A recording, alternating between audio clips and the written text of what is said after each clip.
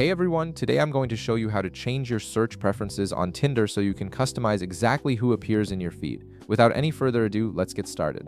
First, at the bottom of your screen, tap on the profile icon. This takes you to your personal profile page where you can access all your account settings and preferences. It's the central hub for managing everything about your Tinder experience. Once you're on your profile, look at the upper right corner of your screen where you'll see a gear icon. Go ahead and tap on it. This icon represents your settings menu and gives you access to all the customization options Tinder offers, including how you want to filter potential matches. Now scroll down a bit through the settings until you see an option labeled maximum distance. This feature controls how far away potential matches can be from your current location. You'll notice a slider that you can adjust by dragging it left or right. Move it to your preferred distance, whether that's 5 miles if you want to meet people nearby, or expand it to 50 miles or more if you're open to connecting with people further away.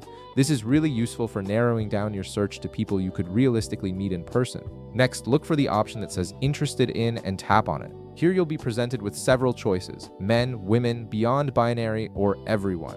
Select whichever option matches who you're interested in meeting. This ensures that Tinder shows you profiles that align with your dating preferences, making your browsing experience much more relevant and personalized. After making your selection, go back to the main settings screen. You'll now see another important option called age range. This feature lets you set the minimum and maximum age of people you want to see in your matches. Just like with the distance slider, you can adjust this by dragging the slider on both ends to set your preferred age range. For example, you might set it from 25 to 35 if that's the age group you're most interested in connecting with.